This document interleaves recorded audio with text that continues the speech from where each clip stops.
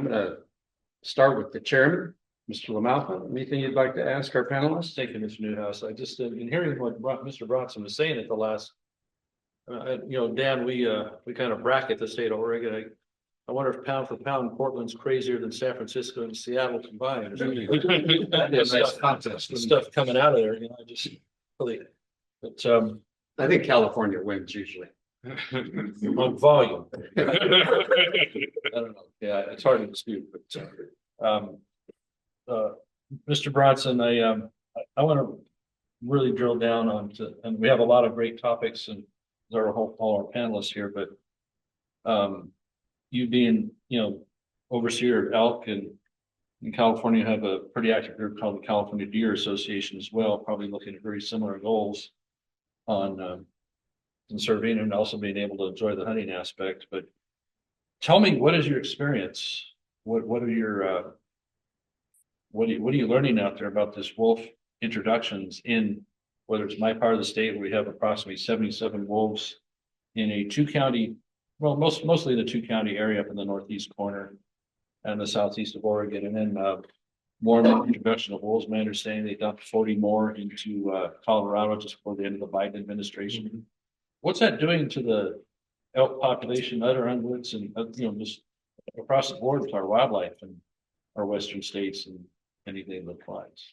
So I live in Minnesota, state that has more wolves than the rest of the lower 48 combined. So we have firsthand experience, and we see Minnesota is a state where moose hunting is no longer open for the sportsmen of the state. And there's multiple factors, but certainly wolf predation is one of those things that is limiting moose from recovering. So that's in my home state. When we look at the West, we know that one of the main reasons that some of these radical anti-hunting organizations support wolf reintroductions is that they want to replace hunters, human hunters, sportsmen, as being the mechanism for controlling ungulate populations. Deer and elk, left to their own devices with quality habitat, can sustain healthy numbers that people like me and you can harvest a harvestable surplus. Well, if we've got declining habitat conditions, which we do in our national forest because we're not managing them well, and then we add predators on top of that. So in the state of Colorado, we're adding wolves as a predator component. They're gonna cause declines in deer and elk populations. We know that. At the same time, Colorado tried to pass a ballot measure pushed by radical animal rights activists to prohibit the harvest of mountain lions. So not only are they trying to add a new apex predator, they're trying to keep us from controlling an apex predator that's already there. All of these are part of an overall effort to make hunters not needed to achieve wildlife management goals. They want us to be, if you don't need to hunt, then they're going to prohibit our ability to do that. Ultimately, that's the goal. And there's a lot of cascading impacts that happen as a result of that. Hunters and the licenses we pay are primarily what funds wildlife management in the United States. In many Western states, it's exclusively what funds wildlife management in the states. It's a big part of how we fund it everywhere in the country. Without us, without that part of the economic picture and the ecological picture, it's a radically different future that only animal rights activists don't seem to fear, because I think for everyone else, I think the impacts on the American way of life, on agriculture, and everything else would be detrimental. Thank you. As we're seeing up north in my district, once again, that there's no fear by the wolves of mankind. There's no deterrent. They just almost mock you, looking you in the eye there as you use whatever measures you're allowed to do. And the introduction or the building up of the pack to somewhere between 72 and 77, a couple hundred calves have been lost, massive amounts to the deer and other people, as they're leaving the ranch and driving to town, and see deer and antelope running away from a particular direction like they've never seen before. So when I've heard that the goal stated by Fish and Wildlife, whether it's state or federal, I'm not sure which, but from folks up there is that to have 500 wolves in a 2 or 3 county area and then another 400 over the rest of the state. We only have about 77 right now. What in the heck are they going to eat? Especially if the cattle people are driven out. That as probably is really the goal of some of these organizations. And so if there's no, I mean, it's like for the wolves, beef is what's for dinner. And the people that are introducing the wolves are counting on that as part of their diet. They must be inefficient. So anyway, let me throw it back to you, Mr. Moderator. All right, Mr. Chairman. So Scott, you talked about low hanging fruit, and that struck a note with me. Certainly focusing on rodeos, on sports hunting, those issues, but I can think of a couple examples. One in particular, the circus industry was pretty low hanging fruit. And we all know what happened with animals in the circus. So usually the target or the accusations have to do with animal mistreatment. So what I'd like to ask, and this is for all of you, if you'd like to chime in, tell us what some of the rumors are about the mistreatment of animals in your particular area that you would like to dispel. Give you an opportunity to say that in front of our audience and those that are listening. And tell us too how your respective groups are helping the public to educate the public and certainly educate lawmakers around the country. All right. Thank you, Representative Newhouse. We do a lot of education. A lot of the rumors that persisted from the time I was a child, they have stopped using but they say we use horse flanks and bull flanks to tie up testicles on animals. That is so far from the truth. And I would seriously like one of them to show me how it's done, because it would be physically impossible to do it. But they've stopped with that, and now they have gone to the position that basically we are taking farm animals out of the pasture and making them perform. Our animals are bred to do what they do.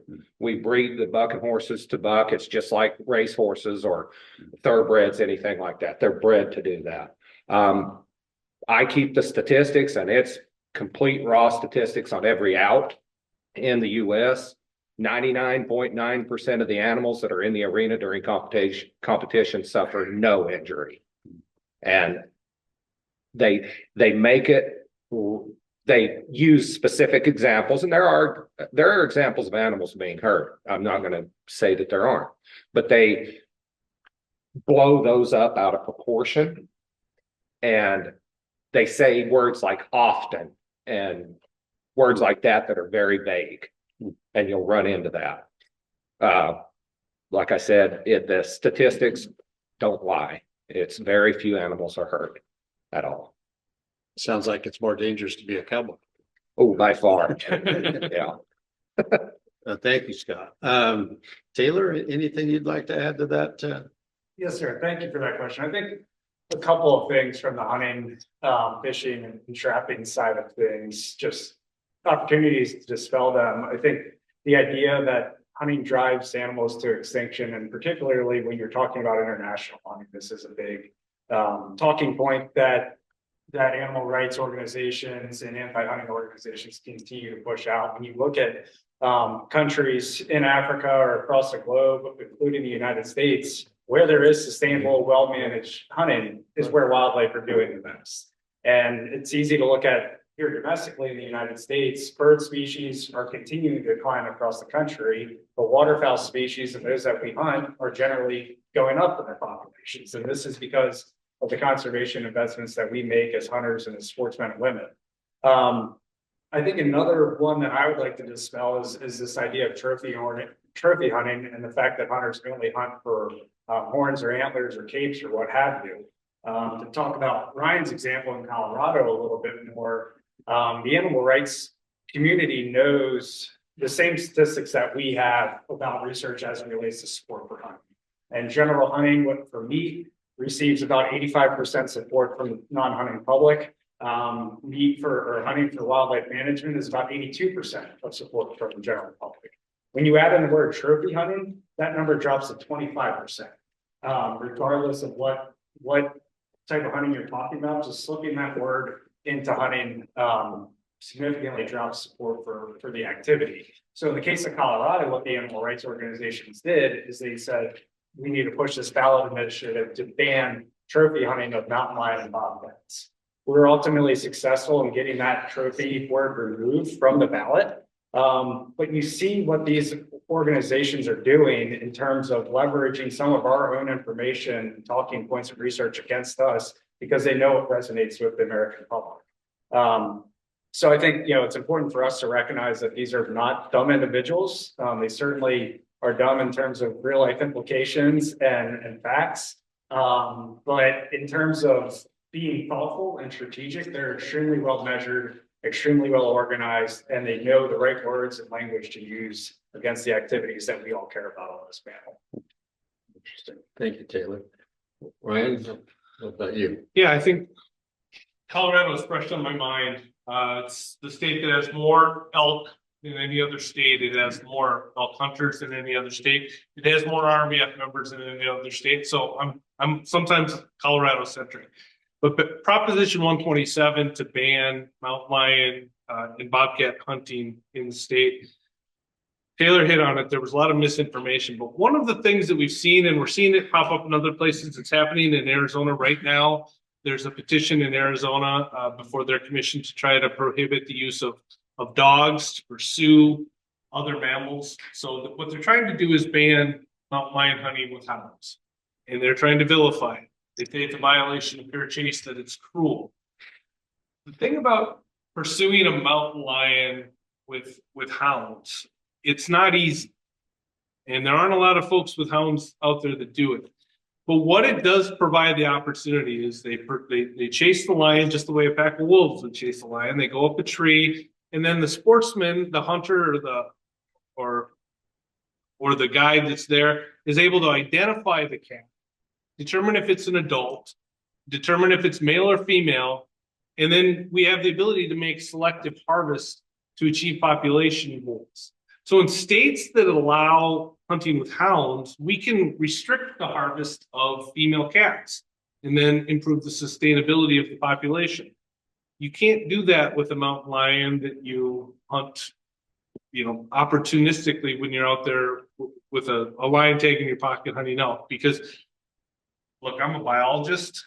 If I'm not looking up the tree at that cat, I can't tell if it's male or female most of the time. And, for most people, that's true. When you look at a dog without being able to see underneath it, it's hard to tell if it's a boy or a girl. And so being able to selectively harvest is part of that. We're told that trophy hunting is somehow inherently cruel because it's been that our motivations are incorrect, that we're only hunting for a hide or for something to put on the wall. But actually, it's about being selective in the animals we choose to take so that we can sustain them long term. And it's a really critical part of the long term sustainability of wildlife management. And so I think that's a fallacy that they try to play on, and they use trigger words like the word trophy to try to convey that. And then the other aspect is there's an element of the population that says that hunting and killing an animal with a firearm or a bow is just cruel. And that's a value judgment everyone needs to make. But I would contend, hold it against what the alternative is. The way that an elk dies, if it's not taken by a hunter, is that it is run down by a wolf or a mountain lion and torn apart. That's not a great way to die. Or they starve. Or they get disease, all of which are terrible, inhumane ways to dispatch an animal. So using modern, ethical, humane mechanisms for harvesting animals, whether by trapping or by hunting, is probably one of the more humane ways to take wildlife. And it certainly is in line with our values as a society and along with animal agriculture, where humane slaughter of animal is just paramount to what the industry is about. So those are all areas that I think the other side is misconstruing the truth in order to push their agendas. I appreciate that, Ryan. I know in my state of Washington, we outlawed hound hunting, gosh, 30+ years ago. There were, and there's a lot of good reasons for utilizing that tool. Mr. LaMalfa, any more thoughts you'd like to? Yeah, my own state, we went through that hound ban as applied to bear and bobcat in about 2011, 2012, when I was in the state legislature. From a gentleman who's here in this house as well on that, and you couldn't reason with them or the animal organizations at this time. In this case, I mean, it was Humane Society of the United States, who incredibly, I'd actually helped with on a bill the previous year on shark finning, where they just take the fins and leave the rest of the shark. No good sportsman leaves, doesn't take the whole animal and tries to use and conserve and respect it in that. And so I thought that was a pretty righteous deal. I had a lot of Democrats against that, like, well, whatever. But we couldn't get any help on this to find a way to preserve that tool, that hound hunting, as well as the people that enjoy it. And it's a real family thing for them. It was really disheartening.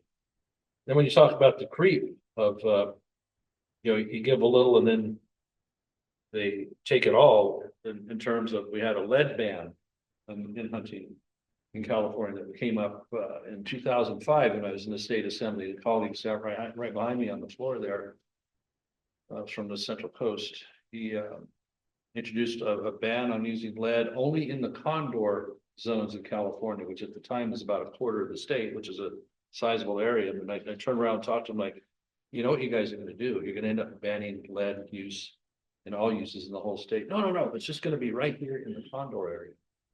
Well, we have lead bans in the entire state of California now, and how many other states have since adopted that too, I don't know. But it's just one thing after another, and you really can't seem to trust. And to the the good faith of those folks that would join in, it isn't a fair deal. So, Mr. Downey, feel free to jump in anytime you have a question. I will, thank you. Okay. One more one, Dan, if you don't mind on that, is that when we're talking, I'll put this towards Taylor here.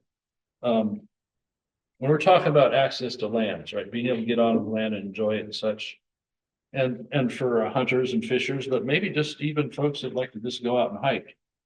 With the wolf outbreak we have, I keep coming back to my own district. We know the best, but we have what's called the Pacific Crest Trail that runs through a good portion of my district in Northern California, and hunters, bow hunters, rifle hunters, etc.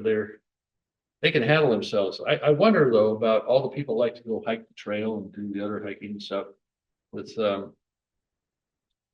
them out there encountering wolves like that. And these, to say it, they're more like city people, right? Instead of maybe what's that going to look like? You think if people accessing the lands like that and aren't aware or aren't prepared for what's going on, these increasing wolf populations anywhere where it might happen? Yeah, thank you, Mr. Chairman, for that question. I think, it's a serious issue that we all need to be aware of. I also think, from a human safety standpoint, obviously having, more wolves, grizzly bears, and mountain lions on the landscape that are left unchecked is a human safety standpoint. But I also think from just being able to generally enjoy your outdoor experience, people go to see wildlife, they go to see elk, they go to see pronghorn, whatever that may be. And if there are significant impacts on wildlife as a result of predators, that's less of an opportunity for people to enjoy the outdoors, and they might not get out there and enjoy these things and change their mind of how they look at the world. So I think it's, we all go to the national parks and carry our bear spray around, right? We're all on edge. Well, these bears are used to seeing people every single day. In the case of other places in the country, Bob Marshall Wilderness and the Congressional Downington State, these bears have not seen people in many cases. And if left unchecked, it's going to be a continued problem for sportsmen, for general outdoor recreationalists, for landowners, for ranchers, etc. Ryan, you want to touch on that? That is an issue that we are running into with grizzly human contact, because that's happening more and more. And it's not just hunters, it's, mountain bikers, it's, there was a cross-country bicyclist in Orlando 2 years ago that was killed while camping, traversing the state. I mean, those contacts are becoming more and more frequently, and it is an issue for safety, not, just for general recreation. So that is a problem. Ryan, you want to touch on that real quick? Yeah, Congressman Downing is absolutely correct. Grizzly bear encounters are becoming more and more common in and around the Yellowstone and the Northern Continental Divide range. There are rifle hunters from here in Elk that will report that not long after they fire and take an animal, grizzly bears show up, and it's the rifle shot has become a dinner bell. We know. We've had many examples in recent years of bow hunters that have been attacked, while butchering their elk by grizzlies coming to take them away. Wow. Grizzlies are certainly an issue. Mountain lions are one of those species that they are skilled predators, and we have lots of examples of human attacks by cougars, mountain lions, catamounts, whatever you want to call them, depending on your part of the country. In California, those stats are hard to find, in part because the activists don't want us to be able to find those stats and tell the story, but human attacks do happen. They are an issue. Grizzly bears and other major predators that have a healthy fear of humans is a good thing for human safety. So being able to, eventually, delisting occurs, being able to hunt those species will, I think, help restore some of that human safety balance as well.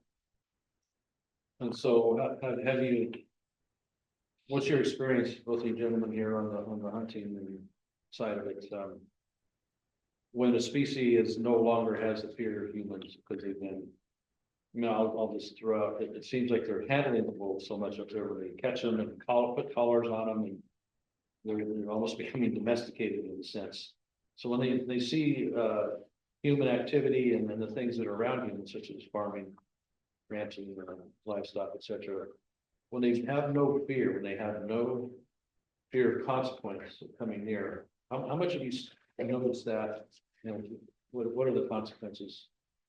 They're not allowed to take any really meaningful remedies or tools. You got to wave whites at them, or one case up there in a recent last week conversation we had with folks up north was they're usually trying to use drones in order to haze the wolves a little bit. The wolf just lays down and looks up at the drone. Really, they have to call it ladry, where they hang flags on fence wire and such. I mean, it's really, it's almost a joke. What do you think about that? Well, I think flattery and those other techniques to try to protect livestock, they work temporarily. But wolves are in the woods, in the wild, full time. Cattle are on range full time. Elk are on the range full time. Not having any sense of fear of repercussions of getting that meal from a cattle, or taking in northern Minnesota, taking a dog off of the front yard. Wolves are certainly preying on pets in places where those populations are high, in Wisconsin, places where there's lots of wolves. That is absolutely happening. Every animal does a cost benefit analysis. Is this meal worth the risk? And when there's no repercussions, stealing the family pets, potentially attacking, humans, it may be worth the risk for those individual predators on the landscape.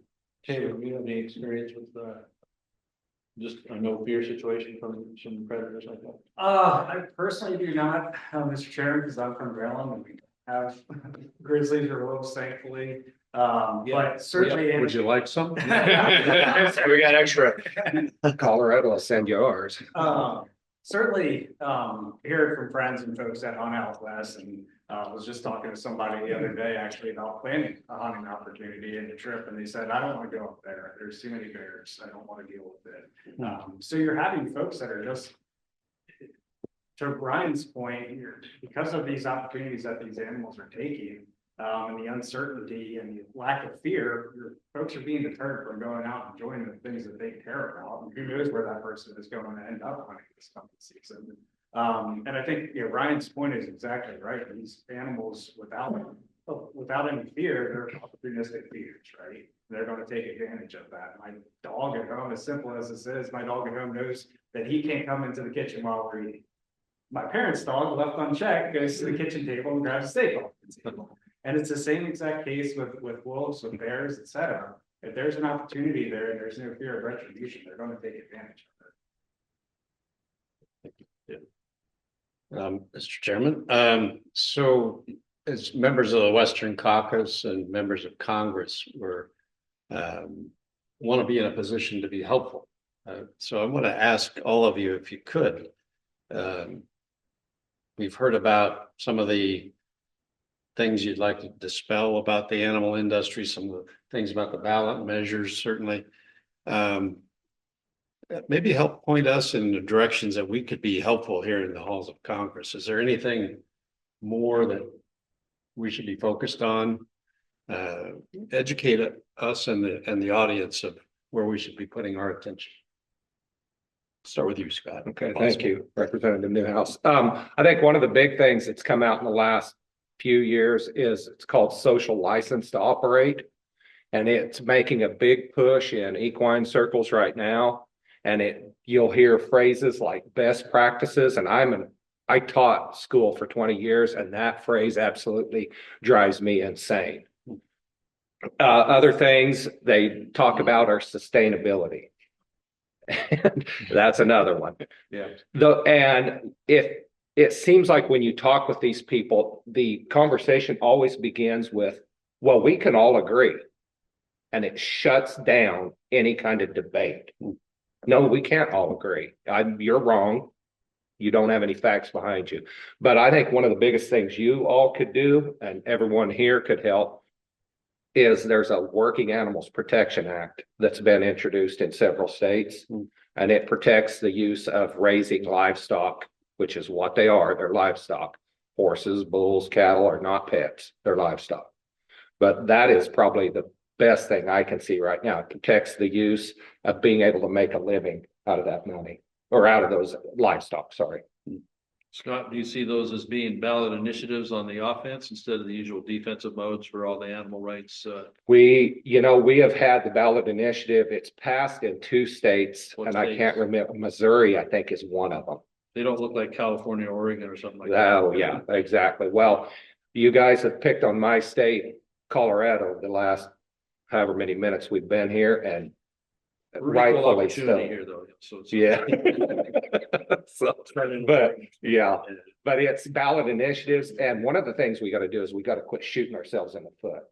We got to pass through Arizona. The governor of Arizona vetoed it, unsurprisingly.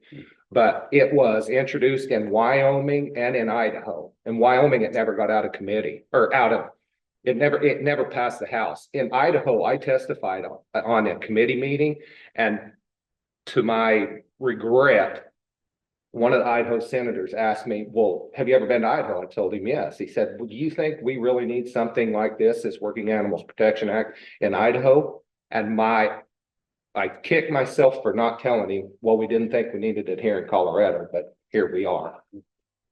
So. You should have said that. Well, I should have. Yeah. But You just said. yeah, I did. Very good. Very good. Any thoughts from the other end of the table on how Congress can engage here and be helpful?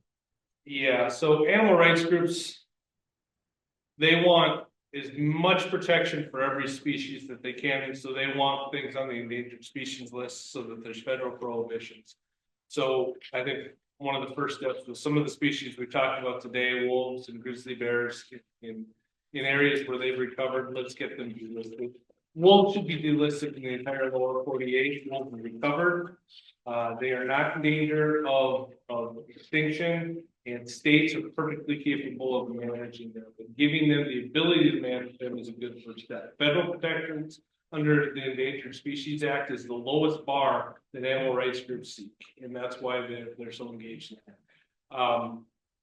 So I think that's a first step that Congress can be engaged in. I think one of the things related to these special interest groups that are so active on these issues is defunding them. And that includes the federal grants that they receive, but also the fact that they file lawsuits against federal agencies often and then are awarded attorney's fees under the Equal Access to Justice Act. That's silly that a major organization like Defenders of Wildlife or the Sierra Club or any of these groups that are much larger in funding than the Rocky Mountain Elk Foundation and would be significantly sized businesses if they weren't nonprofits, are able to collect attorney's fees at $400 an hour for these for the litigation that they engage in that's frivolous. I think that's silly. Things that can happen, policy issues that can happen probably at the state level are making it harder to pass ballot measures simply by requiring geographic distribution to qualify for the ballot. If 1/7 of all of the signatures required to get on the ballot in Colorado had come from all 7 of the congressional districts in the state, they would have never qualified for that ballot in the first place. They all came from Boulder and Denver. In Oregon, where they're trying to qualify ballot measures, all of the signatures come from Portland. So requiring some geographic distribution in order to qualify for the ballot probably makes some sense. And I realize it's more of a state issue than Congress, but we're seeing support for that concept in Oregon because even Oregon has realized maybe ballot measures have gone too far when they legalized hard drugs in the state, and then 2 years later had to undo what the voters had done through ballot measures. So I think those are things. And then for policymakers that are in positions, who you appoint to wildlife commissions, boards, and to run agencies, that's important. And appointing people that are supportive of animal agriculture and wildlife conservation through hunting organizations is an important part of making sure we've got a stable future. Good. Yeah, I'll just reiterate everything that Ryan said. It's obviously no secret that we at CSF and Rocky Mountain Elk work together on, I think, 100% of issues. So second everything that he said, I think there's other opportunities that we can do, and that I think it's important for us to recognize that this is not the vast majority of the American public watching these issues, right? It's a small group that does, to their credit, punch above their weight in terms of moving the needle how they see the world. So it's really important for us to continue talking to the general public that doesn't know these issues as well as anybody in this room. And at the end of the day, they're the ones making the vast majority of decisions and putting people on in governor's offices, into Congress, et cetera. So it's really important to keep those folks informed. I would say for Congress, just continue focusing on upholding state wildlife management authority. Ryan mentioned that these groups want to see wildlife become under federal control. And the more that we slowly chip away and allow that to happen, the worse it's going to be for sportsmen and women, for landowners, for ranchers, et cetera. So those are all things that I certainly think that we need to be mindful of and diligent up here. Any bill that mentions wildlife, we really need to take a hard look at it and say, what are the unintended consequences of this, and how is this going to impact wildlife management into the future? And I think, we're here to be a resource for everybody in Congress. This is what Ryan and I do on our Monday to Friday. So we're here to be a resource. And I would finish with a stateside that we're also a stateside issue that we're working on at CSF, and that's the right to hunt and fish, and making sure that hunting and fishing is a primary management tool by state fish and wildlife agencies, and upholding that in every single state. There are about 25 states that have ballot initiatives across the country. Just in November, we passed the right to hunt and fish ballot amendment in the state of Florida, and it received about 71% of support. So really, we view that as a good opportunity to push back against some of these ballot initiatives that we're seeing across the country. I appreciate that, Taylor. Ryan, any other thoughts you'd like to share with the audience? I do have one more. Okay. Probably one of the things you all are going to see here in Congress in the next year or two is something to do with the Horse Protection Act, because the USDA and APHIS last year way overstepped in all of the equine industry's opinion. And it luckily got stopped, and they just last week went back to the original, at least until 2026. So we need some help with that, and we are here for expertise, I guess, advice, things like that. We can get all of the equine industry involved. So We'll keep an eye out for that. Yes, sir. Thank you very much, Scott. Well, thanks again, everybody, for being part of our panel discussion here today. The topic, wolves in sheep's clothing, although a little tongue in cheek, it certainly does illustrate what we're up against here. So I want to thank everyone that tuned in for today's production, and turn it back to you, Mr. Chairman. Thank you, Mr. Chairman Emeritus. Appreciate it. Appreciate the great panelists and all the work of our Western Caucus team to keep these issues on the front burner in front of everybody. Because as I mentioned a couple times already, this wolf issue's on fire in my part of Northern California and much of the West. And so as you on the panels for making the point, we can in Congress make good ground on delisting. And whether it's the gray wolf, as was mentioned here, there's plenty of wolves to go look at up in the upper Midwest where they're more native. I'll come back to my old giraffe analogies, that there's plenty of giraffe in Africa, but if you can't find any in North America, then you have to list the giraffe and start a whole habitat program for, you know, all of them. I mean, it's about ridiculous, but is it really that much different? So Don't give them any idea. yeah, so we can buckle down and try and get these delistings done, whether it's the wolf or one part of my state, it's the Sacramento Valley longhorn elderberry beetle. This allows us from doing levee repairs because you might displace an elderberry bush. I mean, that's been recommended by the Department of Fish and Wildlife for at least 15 years of delisting. We can't seem to delist things once they get on that list. And there's several things that need to be prevented from getting on the list because it is just being weaponized so much these days. So we got a lot of great work, but glad to have folks like you, colleagues here that are helping be on the front line and helping inform us as we go. So thank you to Mr. Newhouse. Thanks, Mr. Downing, for being here, Mr. Barrett earlier, and all of our colleagues that are going to see this, as well as everybody out there taking this into their homes and grasping onto this. It's extremely important, and there's life-changing things happening in rural America because of some of these policies, and it will affect everybody on whether it's just putting a steak on the barbecue or their ability to go out and enjoy the lands for simple things like hiking. It's dramatically going to change the ability to do that. So I'm grateful for this opportunity. Thank you all. Thanks to Western Caucus Foundation. Thank you, Daryl.